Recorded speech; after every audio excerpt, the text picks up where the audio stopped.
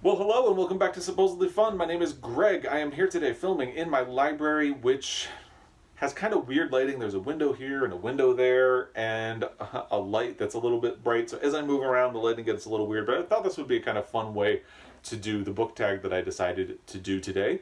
This is the TBR Book Tag. I decided to do this tag because I saw Jen from LGBTQ Reads with Jen. I will link her channel down below. Do this tag and I thought it looked like fun. So I did a little bit of research and it looks like this tag actually originated on a blog and not in a video. It was a perfectionist called Books, I believe. I will put a link down to that blog below. If you know better or know that maybe this originated somewhere else, please let me know because I want to give credit to the right person. But as far as I can tell, it originated with that blog.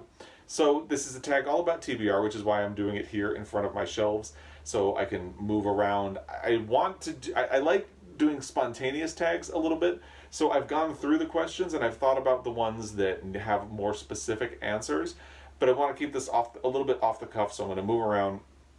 You can see from my shelves, so I have 3 shelves here, and I have one more, which is what my phone is propped up on at the moment. And actually, this is really handy because I removed the Harry Potter books from my shelf, and my laptop is actually sitting in the space that they vacated right now, so I can refer back to the prompts for this challenge. I also have an empty spot right here because I had been sitting on the James Bond books by Ian Fleming for a while and just left them on my shelf, even though I thought they were kind of misogynist, racist garbage. And removing the Harry Potter books from my shelf inspired me to remove those, so I have some books lying flat for now until I find something to fill the space. I'm sure I'll find something. Books kind of tend to come in at a rapid clip, I'm sure you can understand. So we will see how that goes. I'm getting a visitor. It's Guinness. Say hi. You want to say hi? He's been outside. He's very hot. You should go hydrate. Okay, so let's get into the prompts. The first one is, how do you keep track of your TBR pile? I actually don't really do a TBR pile per se. Let me show you what I do. I'm going to borrow the phone for a second. So if you can see on this shelf, I have everything alphabetical by author, and I have some books pulled out more than others. The ones that are pulled out a little more are the ones that are actively on my TBR and I want to prioritize and get to before I get to some of the others. It's not that there are books that are not pulled out that I still want to get to, they're just not actively prioritized on the list. For instance, Oryx and Crake and The Blind Assassin, haven't read either one of those. Awkward cut, I had to put the phone down and was having trouble doing it. So I would still like to get to those books, but they're kind of wait and see. Maybe I want to prioritize some of the other things. And actually one thing I really need to do at some point in the near future is go through my shelves and evaluate which books I am prioritizing and which ones I'm not. There are a lot of books on my Pulitzer Prize project that I have pushed back, so they're not pulled out for prioritizing, because they're part of my project and I'm going to get to them, but there are some books that have been sitting on for a while or maybe I'm not super enthusiastic about, so I just kind of need to do a check-in with those at some point. And I will do that. To me, I like doing it this way because it keeps all of my books in the place where they belong as I plan to get to them. I recently added another shelf, by the way, so if you see a little bit of leaning, it's because I recently spread out and have spaces that I'm going to be filling as I bring new books in. But to me, I have the book where it belongs while I try to get to it, because I don't know, maybe it's the fact that I used to work at Borders. I really like having them where they're supposed to be, and I don't like having them out of space. I do pull some books if I have a specific thing I'm working on in a particular time period. I don't like to do it long term. So when I was doing the BookTube Prize books, whichever BookTube Prize books I needed to read for the period, I kept separate. These are the books that I am trying to get to for my June TBR, which is prioritizing Black queer voices in literature. You can see those, so I have them pulled out separately. So when I finish one, I know exactly where to go to pick the next one. I have them separate because they are, getting a little bit of an extra emphasis this month. And at the end of the month, if I haven't gotten to them, they go back on the shelf. And I do, as I finish books, also keep them out. So I work from home. I was in the process of setting up a home office and got a standing desk from the company I used to work for, and then I got laid off. So it's kind of been sitting on the floor in here, waiting for a space. Hello, Editing Greg wants to clarify something. So I actually do still work from home in my new job that I got after I was laid off. I just decided I am more comfortable hanging out with the dogs than having a regular home office set up. So that is why it continues to sit where it does. So sometimes I come in here and I record videos. I actually use that as a desk. And right now it has a pile of books that I am going to try to exchange at my local used bookstore once they start accepting those. It has a TBR. It has books that I am waiting to do a book haul on for this month, and books that I recently finished that I need to keep track of so I can do a recap at the end of the month. So that is this guy right there, which you can see. It's not very clean. Our bike helmets are also on it, and you can see that this room also has the crates for the dogs. So that's a long answer about how I organize my TBRs. The only ones that are not on the shelf are the ones that are on the table, and there's a specific reason for that. Okay, prompt number 2. Is your TBR mostly print books or ebooks? Print books, almost exclusively print books. I actually don't read a lot of ebooks. I think part of this is that because I work on a computer all day, I don't really want to look at a screen at the end of the day. So anything I do have on ebook is like really low on my priority list, and I have to be really in the mood for an ebook to get to it. If I am, I will just open it up and go through and pick something from what I have in there. I am also trying not to buy ebooks very much at all because since I don't like looking at the screen, they tend to sit there, but also in order to keep a library together, most of the ebooks I have came from Amazon, and I don't want to keep giving money to Amazon. I've been thinking about switching to Barnes & Noble instead, but since I don't really buy ebooks, there hasn't really been any reason to make the switch yet, but I believe that is what I am ultimately going to do at the time.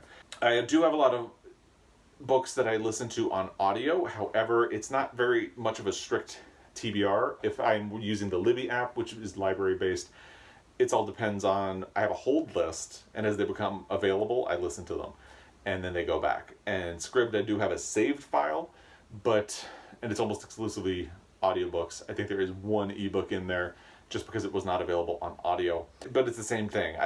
For that one, I go through, pick one, and yeah, the majority of it is print. And that's the way I like it. I prefer reading in print whenever possible. Prompt number 3, how do you determine which book from your TBR to read next? I kind of go by feeling, a little bit willy-nilly. Under special circumstances, like I mentioned that this month, I have a very specific TBR with things that I'm trying to read. So when I finish one book, I will come to this pile and try to pick from here to get my next one. But that is a very specific circumstance. Most of the time, I keep what I'm going to read next very fluid because circumstances change. For instance, I keep changing. I said my first book for my Pulitzer Prize project was going to be His Family by Ernest Poole, and it ended up not being that. It ended up being Lonesome Dove instead. And then when I did my Lonesome Dove video, I talked about how this is probably going to be the second one. I'm changing that again because current circumstances in the world got me thinking about a different Pulitzer Prize winner, and now I'm thinking about doing that instead. And maybe prioritizing that book for July so I get to it fairly soon, because it's the current events that are making me think about it. And I'm not going to go into it too much because I don't know if I'm going to do it or not. Editing Greg says, screw the secrecy, let's just throw it out there. I'm thinking about reading Gone with the Wind with everything going on in the world, and HBO removing it and then adding it back to their platform with additional context. So, I know a lot of people on BookTube have really loved Gone with the Wind. Let me know what you think. I think I might do that. Let's see. But for reasons like that, I try to keep my TBR very fluid and go based on maybe a little bit of current events, a little bit about how my mood is going. If I am struggling with reading a little bit, I try to pick something that's going to be a bit of a gimme or maybe a little fun. And sometimes I feel like a project, so I pick up a book that's going to require a little bit more thought. But it all depends on the moment, what I'm feeling in that instant, and maybe what's going on in my life and the world around me. So that's how I do my TBR. Prompt number 4. What book has been on your TBR the longest? Well, I decided to limit myself to the books that are pulled to the front of the shelf. There are books that I have not read that I have owned for longer, but I think the 2 that I'm going to go with are Bleak House by Charles Dickens and Emma by Jane Austen. I think Emma has actually been on for longer because basically I kind of refused to read Jane Austen while I was in high school until I think my senior year, when my sister finally convinced me to read Pride and Prejudice, and I just adored it. And I immediately went out and bought some other books of hers. I have read Sense and Sensibility since, but I have never gotten around to Emma. And I graduated from high school 20 years ago this month. So I'm dating myself, but it is what it is. So I'm pretty sure this is the one that it's pretty much every summer, and I don't know why I think of Jane Austen in the summer. I've been telling myself I should read this. I read Great Expectations somewhere around the same time, like the early 2000s, and immediately wanted to read more Charles Dickens and never got around to it. And the one I always wanted to read is Bleak House. So for this purpose, it's Emma, followed closely by Bleak House. And these are both modern library editions. I used to collect them around that same time, so you know that is in the zip code of when they were brought in, somewhere around the year 2000. Okay, prompt number 5 is name a book that you recently added to your TBR. Well, I'm going to go with something I recently brought into my library, and I'm going to pull it from this side. It's The Man Who Loved Children by Christina Stead. I ordered this in, I think, March, and got it from my bookstore, local bookstore. I wanted to support them during the quarantine. And especially since I've joined BookTube, I've heard really good things about this book. All of them sound like it's a book that I would really enjoy. It's a particularly Greg book. So that I decided to add it to my TBR in March, ordered a copy, here it is. So I'm going to go with that. Prompt number 6 is tough because it says, it's name a book that you specifically added to your TBR because it has a nice cover. I have not done that. I did in my early 20s when I was working at Borders buy a book or 2 or 5 or 10 because they had pretty covers, but most of them didn't last because ultimately I wasn't really excited about reading them. However, there are books that I want to read that I made sure I had a pretty edition of. I talked about The Good Earth by Pearl S. Buck recently. I wanted to make sure I had a copy for my Pulitzer Prize project, and there was this really nice copy, a Reader's Digest edition of it that I got from a local used bookstore. So, because I'm anticipating that this is going to be a 5-star read for that project, so I bought it because it has a pretty cover, but it's not on my TBR list because it has a pretty cover. And then recently I talked about some of the vintage Japan books. Here's an example of one. They're books that I wanted to read, but I specifically sought out these versions, and they are on my TBR. Here's another one. So I got them because of the covers, but they're not on my shelves because they have pretty covers. And I hope that makes sense. Prompt number 7 is frankly a little bit ridiculous because it's name a book that's on your TBR that you never plan on reading. Well, I hope to someday read everything that's on my TBR.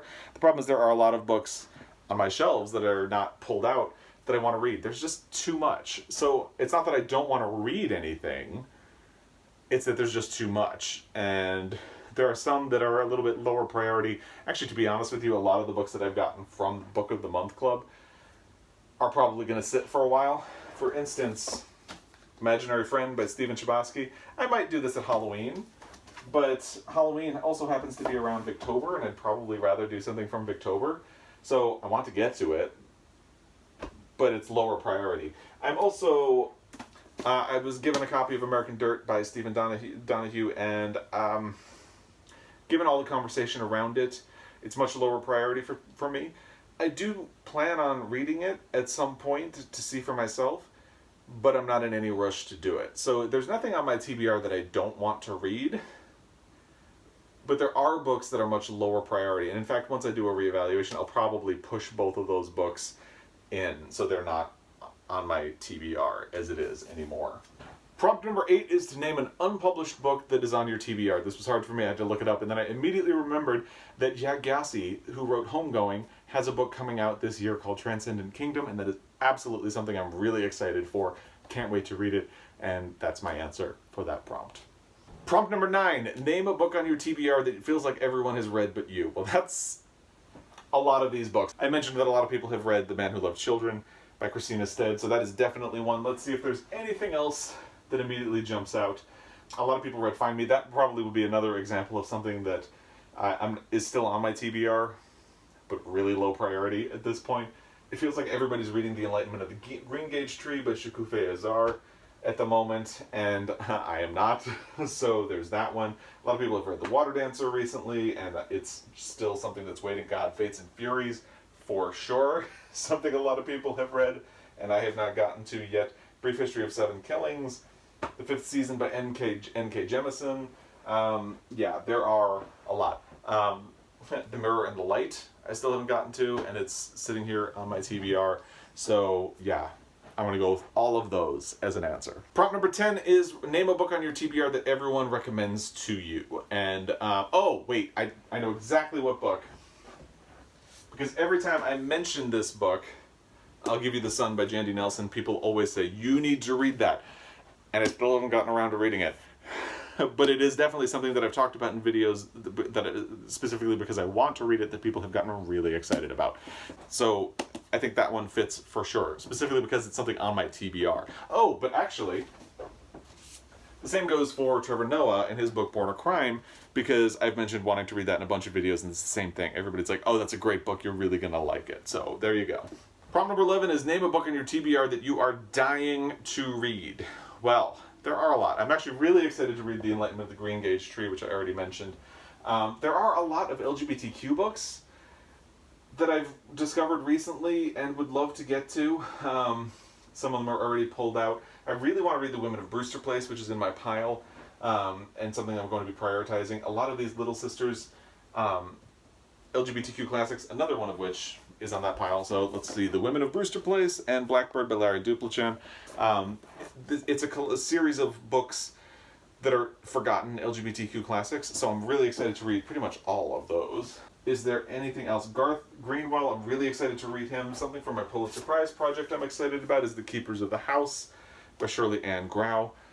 Confessions of a Mask by Yukio Mishima is something that was originally on my TBR for June, where I read LGBTQ books, and I took it off because I wanted to focus on Black queer stories.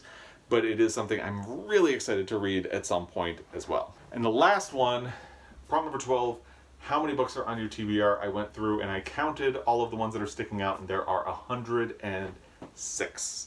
That's a lot of books. And especially considering that there are a lot of books that are not pulled out that I still want to get to, you could probably go a lot higher than that. I mean, Oryx and Crake, The Blind Assassin, The Exorcist is something I have not read.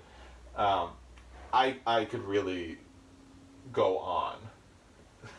There's a lot in here that I really need to get around to reading. But anyway, that is the TBR tag, and I had a lot of fun doing this. I know it's probably a little frenetic and I'm moving around and it's confusing. I don't know what editing for this is going to look like, but it was fun for me. I like to try to keep things a little spontaneous, especially in tag videos. I feel like it's a little more surprising if you go in without thinking a little too much, so hopefully it comes across well. We'll find out. Also, I am very proud that I managed to do this whole thing without stepping on Guinness, because he settled down on the carpet right there. Just so you know, I managed that. I navigated that whole scenario. But anyway, I'm going to do my usual thing. I'm not going to tag anybody. I wasn't tagged in this video. I just saw it and thought it was fun.